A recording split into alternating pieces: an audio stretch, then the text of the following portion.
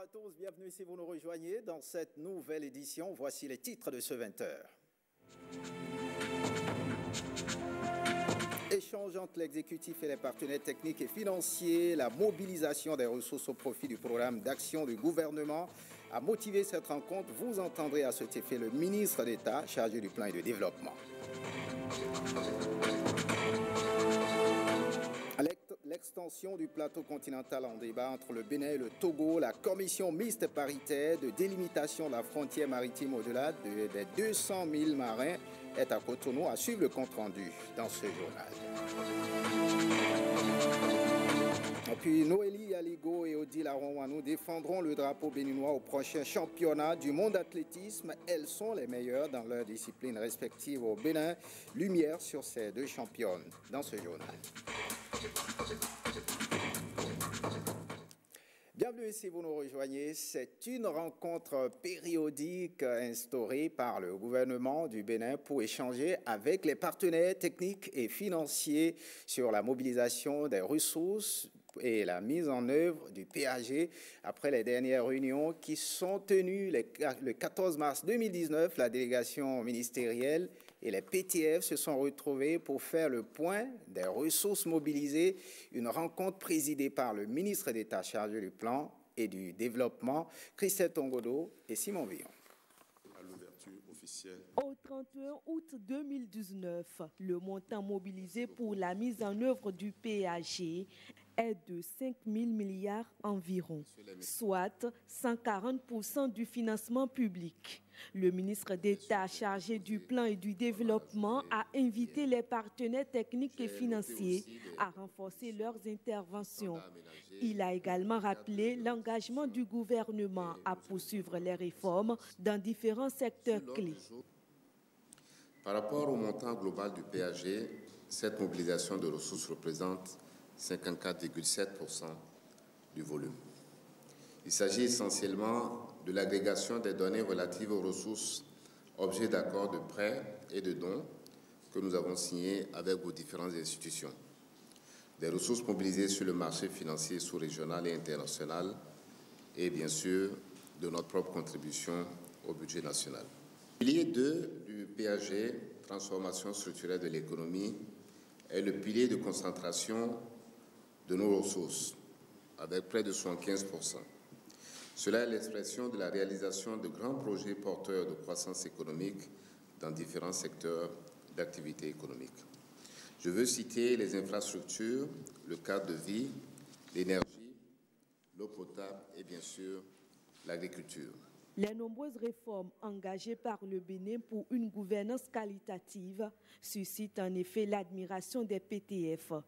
Et en vue d'aider le gouvernement à mener ces réformes à terme, les partenaires techniques et financiers ont saisi cette occasion pour exposer quelques préoccupations. Les partenaires techniques et financiers souhaitent que le gouvernement mette à leur disposition le cadre actualisé de toutes les agences et autres institutions concernées par la mise en œuvre des différentes réformes engagées, mais aussi une analyse du financement des projets prévus en partenariat public et privé.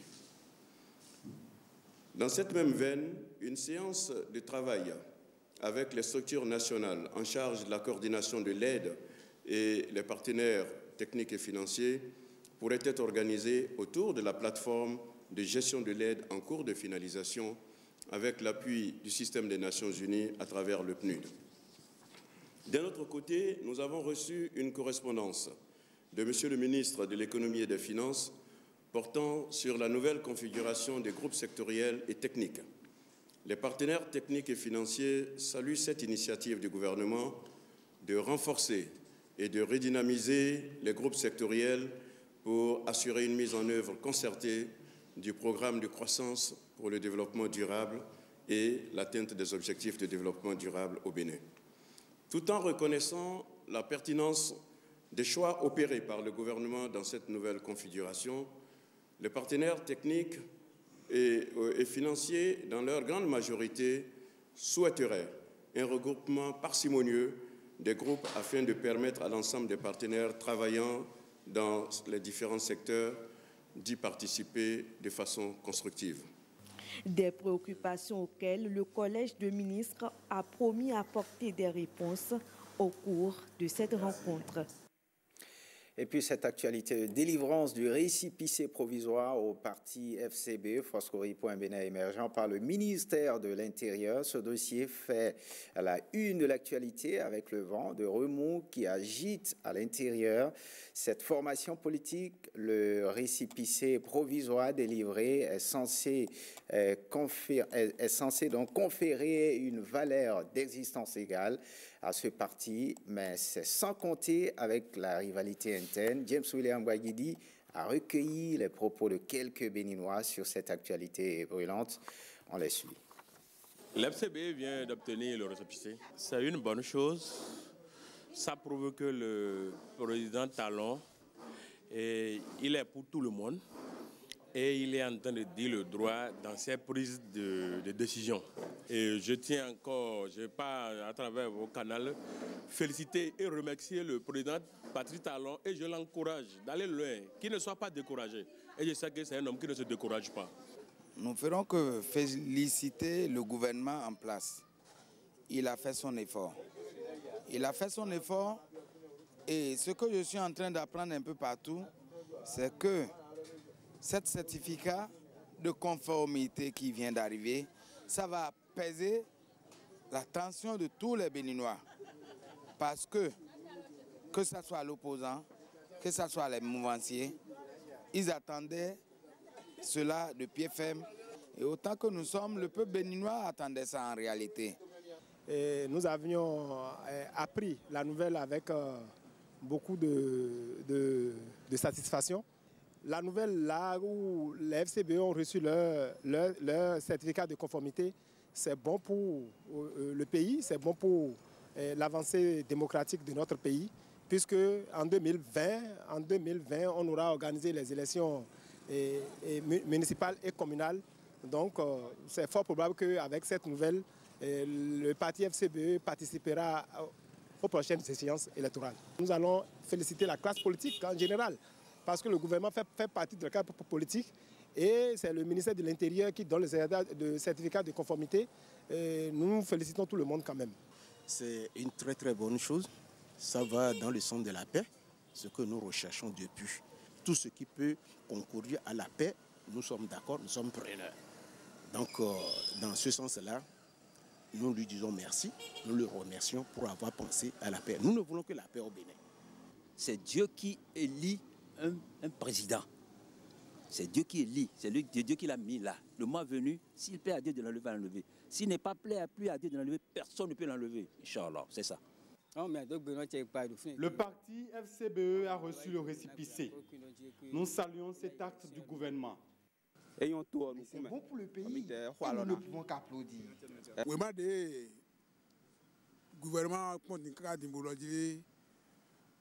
Le récépissé délivré au FCBE est une bonne chose. Ça nous réjouit. C'est le président qui en met la gestion du pays. Et il combat la corruption. Vous savez, beaucoup de gens se sont illustrés dans ce pays à travers des actes de malversation. C'est ce que combat le gouvernement actuel. Et c'est à saluer.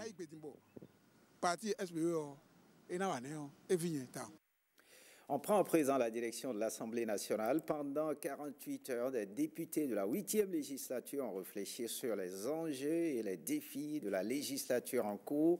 Il s'agit en fait d'un séminaire organisé conjointement par l'Institut néerlandais pour la démocratie multipartite en collaboration avec l'Assemblée nationale du Bénin, Guillaume Avienou et Brice Humbo. Un séminaire de 48 heures des députés de la 8e législature à Cotonou sur les enjeux et défis de la 8e législature de l'Assemblée nationale du Bénin. Une initiative conjointe du Parlement béninois et du NIMD, l'Institut néerlandais pour la démocratie multipartite.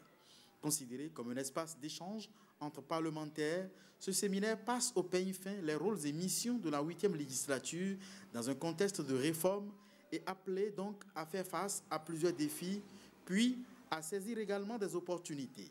Pour meubler les 2 jours de travaux, 3 thèmes animés par des sachants mais aussi des députés. L'actuelle législature installée sur fond de crise politique est appelée à assurer sa mission de représentation loin de toute considération partisane. Nous sommes bel et bien représentatifs, bien qu'élus avec 27% du taux de participation. Parce que dans la Constitution, il n'est écrit nulle part un seuil d'accréditation de la représentativité. Les mots qui sont les mots de la représentation nationale, ces mots-là ne datent pas donc de la 8e législature. Et nous voilà donc au cœur du débat de la désaffection du public vis-à-vis de son élu. Les participants au séminaire ont aussi réfléchi sur le contrôle de l'action gouvernementale et les prérogatives de la Commission des finances et des échanges. Une troisième communication relative à la législation et aux mécanismes de prise en compte des attentes, mais aussi des besoins des citoyens pour initier des propositions de loi et analyser les projets de loi à meubler les échanges. Des échanges auxquels des représentants de la société civile ont été associés. C'était à dessein que nous avons fait en sorte qu'il y ait ces représentants pour que chaque parti se rende compte de cette situation-là et, si les deux parties le désirent, qu'ils sachent comment faire pour collaborer parce que, qu'on le veuille ou non, ces deux classes-là cohabitent et ont d'impact sur les citoyens. Au-delà de ce qu'il nous a apporté en termes de connaissances et d'aptitudes pour améliorer la performance parlementaire, le présent séminaire nous a offert l'occasion d'échanger et de mener des débats de fond sur la marche démocratique de notre institution, voire de notre pays. Dans les tout prochains jours, le Parlement et le NIMD vont encore organiser un séminaire sur l'utilisation des TIC pour faciliter des relations entre les parlementaires et leurs mandants. Les deux séminaires s'organisent dans la perspective du lancement sous peu des audiences publiques au profit des députés de la 8e législature, composée à plus de 54% de députés qui font leur première expérience du Parlement en tant qu'élus du peuple. Et puis un tour à la HAC, deuxième session ordinaire au titre de l'année 2019 à la Haute Autorité de l'Audiovisuel et de la Communication. C'est le président Rémi Prosper Moretti qui a procédé à l'ouverture des travaux à Cotonou. Le reportage de Enoch Okwati et Louis Koudobo. 2 mois après son installation par le président de la République, Patrice Talon, la 6e mandature de la Haute Autorité de l'Audiovisuel et de la Communication, HAC, procède à l'ouverture de sa 2e session ordinaire pour le compte de l'année 2019. La première pour Rémi Prosper Moretti et ses collègues conseillers avec en point de mire l'examen de plusieurs rapports. Le rapport relatif à la fin de mandat de certains responsables de l'ORTB. Le rapport relatif à la demande d'autorisation de distribution de services de communication audiovisuelle par les opérateurs de téléphonie mobile de normes GSM. Le rapport sur le cas de contrôle du spectre radioélectrique de la HAC. Le rapport relatif à l'organisation des journées portes ouvertes de la HAC. Le rapport relatif à la relance du bulletin d'information de la HAC, dénommé le régulateur. Le rapport relatif à l'organisation d'un séminaire d'évaluation sur l'accès équitable des partis politiques, des associations et des citoyens aux médias de service public.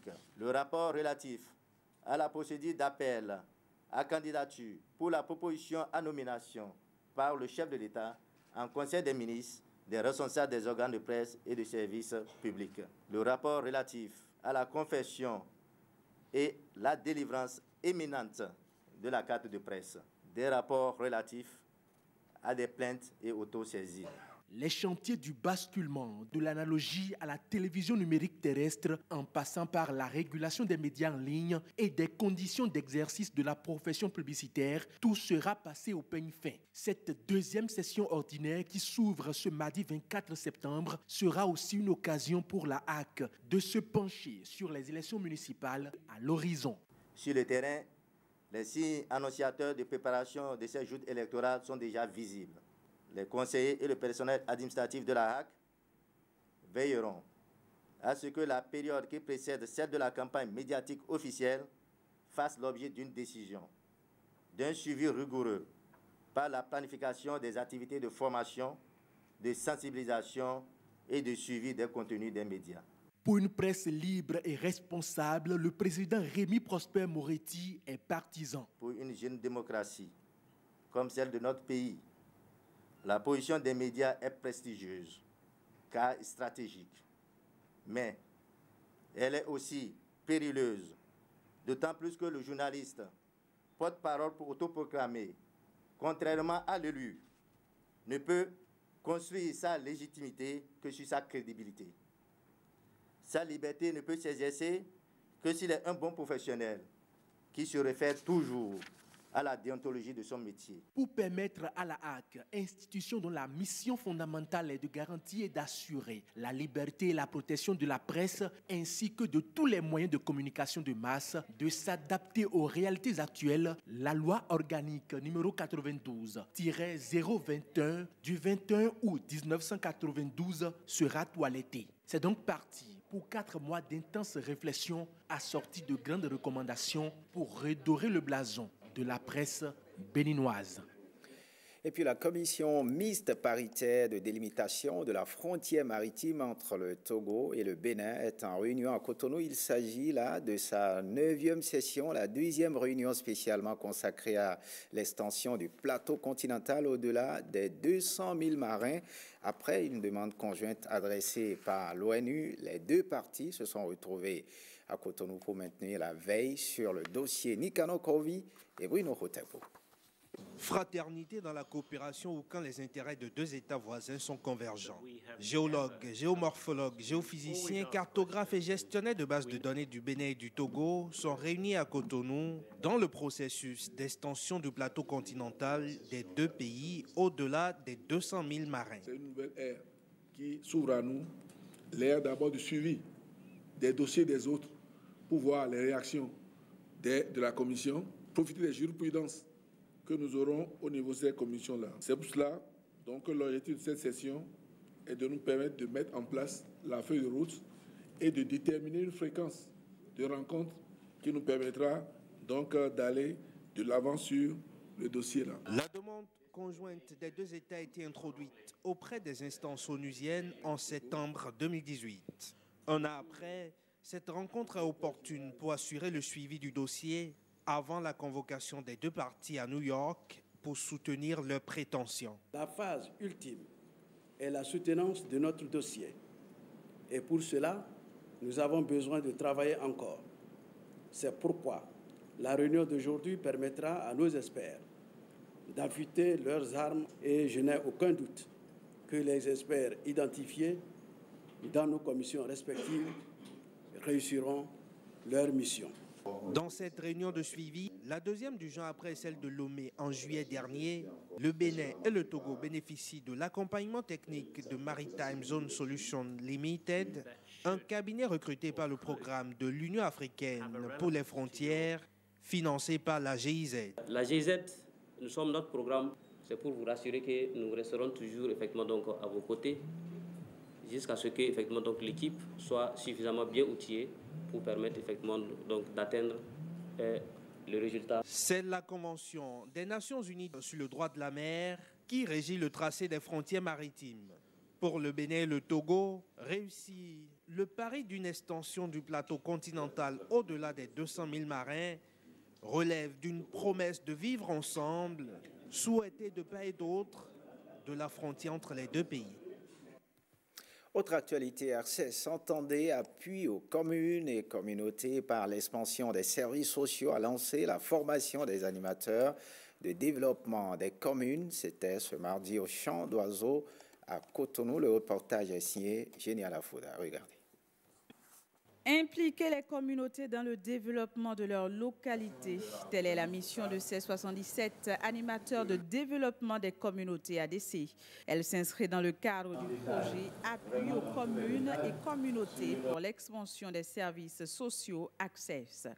Ce sont des acteurs importants pour la mise en œuvre du projet, notamment dans l'appui qu'ils auront aux communes et communautés pour la mise en œuvre de la démarche développement conduit par les communautés qui est la démarche qui implique les communautés au niveau de toutes les phases du projet. Alors ces animateurs, au nombre de 77, couvrent chacun une commune. Ils sont recrutés pour appuyer les communes et les communautés dans la mise en œuvre du DCC, qui est, je le rappelle, une démarche qui responsabilise les communautés et qui les met au centre de leur développement. Le projet Access sera exécuté sur une période de 4 ans. Il est financé par la Banque mondiale et couvre tout le pays pour un budget de 20 milliards de francs CFA. La spécificité de ce projet, c'est la participation des populations. C'est l'approche DCC, développement conduit par les communautés. C'est une approche qui est très chère à la Banque mondiale. Cette approche permet d'avoir des ouvrages de qualité et à moindre coût, des infrastructures de qualité à moindre coût. C'est une approche aussi qui, de fait, permet l'appropriation par les populations. Lorsque vous construisez vous-même, vous savez que c'est votre chose, vous avez donc intérêt à l'entretenir. C'est une approche aussi qui permet de lutter contre la pauvreté, parce que toutes les ressources sont dépensées sur place. Ça permet une meilleure distribution aussi des ressources financières dans la localité. Access succède au projet de services décentralisés conduit par les communautés. Le dit projet a été exécuté de 2013 à 2017.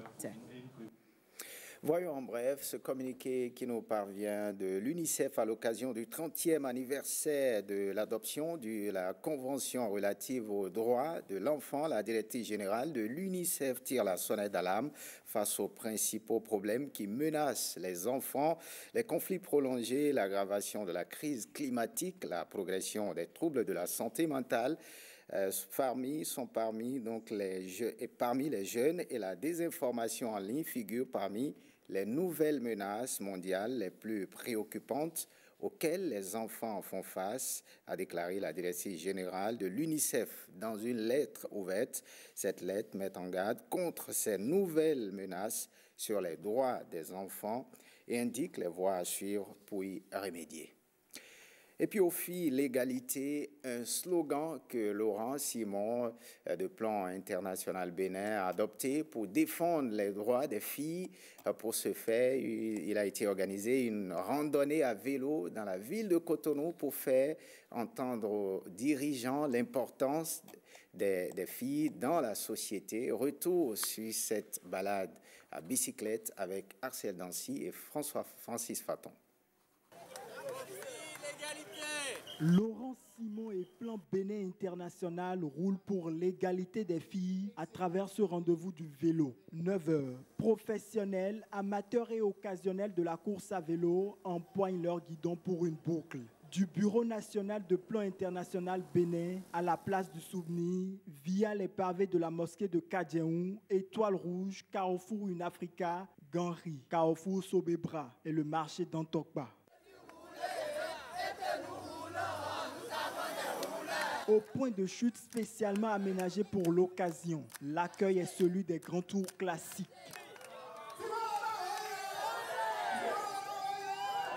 Pendant 2 heures, ces hommes et femmes ont pédalé pour une seule cause, celle également défendue par l'ambassadeur de Plan International Bénin. Mon ami Rotimi, quand je l'ai rencontré hier au matin dans un hall d'hôtel, il m'a donné beaucoup d'émotions parce que c'est lui qui m'a donné ce maillot, tu t'en rappelles, hein? Qu'est-ce qui est marqué dans le dos? Aux filles, l'égalité. Durant toute cette campagne en Afrique de l'Ouest, j'ai pédalé pour les droits des enfants sans distinction. Et on a porté à bras-le-corps dans les communautés, devant les pouvoirs politiques, devant les enfants, devant nos partenaires, cette campagne pour l'égalité des filles. Aujourd'hui, c'est l'engagement que nous prenons ici à Plan International pour continuer à donner ces opportunités pour les filles et pour les garçons et pour les enfants afin qu'ils puissent participer aux décisions qui les concernent, mais surtout pour l'égalité et pour le développement du pays. Lorsque les enfants participent, lorsque les filles participent, la société évolue et le pays se développe. À cœur ouvert, les filles présentes à cette randonnée ont fait un plaidoyer à l'endroit des pouvoirs publics. Nous voulons pour les enfants et surtout pour les filles la protection contre les violences et surtout contre les grossesses et les mariages précoces.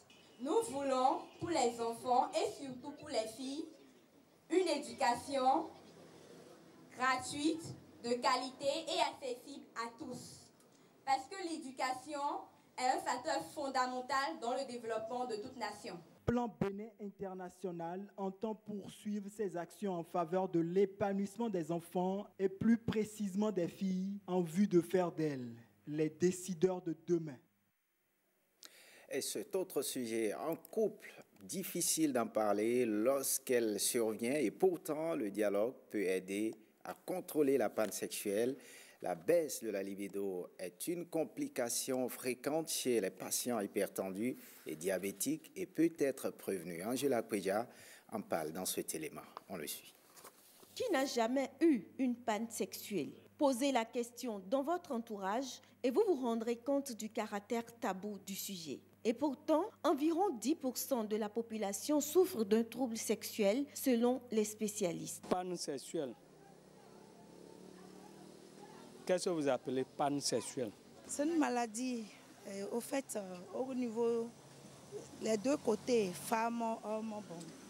Des fois, il y a les hommes qui ne se lèvent pas bien pour les femmes et tout ça. Là. Ça donne souci des fois pour les femmes parce que c'est à cause de ça, on s'est mariés et après ça, on va faire les enfants. Mais bon, s'il n'y a pas ça dedans, tu ne peux pas sentir bien à l'aise. Tu dois avoir des soucis. Et des fois, ça crée des problèmes que des fois, les femmes sortent. On se couche au dehors parce qu'ils ne sont pas bien. Elles trompent leur mari. Chez les diabétiques et les hypertendus, les troubles sexuels sont plutôt fréquents. Ils s'installent au détour des complications ou des traitements de ces maladies. Le diabète, c'est quoi? C'est un excès de sucre dans le sang. Ce sucre en excès va entraîner un certain nombre d'altérations, dont l'atteinte des nerfs, dont l'atteinte des vaisseaux. Or, qui dit chez l'homme érection, dit un mécanisme essentiellement vasculaire. C'est l'afflux de sang dans les tissus caverneux qui fait que l'homme est en érection. Donc, dans ce mécanisme-là, si les nerfs sont atteints, ça va poser problème. Si les vaisseaux ne peuvent pas amener le sang vers la verge, ça va poser problème. Et cet excès de sucre appelle l'infection parce que ça constitue un bouillon de culture. L'infection s'aggrave et l'infection altère les voies génitales de la femme. Et donc, par ce biais, les rapports seront douloureux. Et qui dit rapport douloureux ne peut pas avoir envie d'aller faire. On n'a pas les rapports sexuels pour ne récolter que des douleurs. Comment gérer la baisse de la libido? Pas facile pour les uns et les autres, surtout si les facteurs psychologiques prennent le dessus. Pour prévenir ces troubles sexuels, quand on est diabétique ou hypertendu, il faut une observance de son traitement. Un bon équilibre du diabète, si c'est la diabétique, ou bien un bon équilibre de la tension, si c'est une personne hypertendue. Or, pour équilibrer son diabète, il faut un bon régime, il faut suivre correctement son traitement, il faut une bonne activité physique et l'hygiène de vie. Sur le plan diététique, certains aliments peuvent participer à l'amélioration de votre désir sexuel. Ceux qui en souffrent, déjà s'ils sont traités, les aliments qu'ils vont consommer en plus seront, un fouet. Donc il y aura du ginseng, du gingembre, il y a le clou de girofle, il y a du chocolat que certains peuvent consommer aussi. Et puis il ne faut pas oublier de consommer des aliments qui sont riches en iode. Alors l'iode, c'est surtout pour la production d'énergie. Donc le poisson, tout type de poisson, les crustacés, les crevettes. Les repas copieux, trop gras, sont à déconseiller à ceux qui souffrent déjà de troubles sexuels. Mais à force d'avoir peur d'une panne sexuelle, on finit par ne pas avoir une bonne érection ou une bonne excitabilité. Important donc de rester libre dans la tête. Et puis elles sont deux dames à défendre le drapeau béninois au prochain championnat du monde d'athlétisme qui aura lieu du 27 septembre au 6 octobre prochain au Qatar. Sans doute les deux meilleures dans leurs disciplines respectives au Bénin, Lumière sur Noélie Yaligo et Odila Rouanou. C'est dans notre édition de 23h30. Merci d'avoir suivi ce journal. Bonne suite des programmes sur l'ORTB. Awa Chérif reviendra à 23h30 pour l'édition du soir. À très bientôt.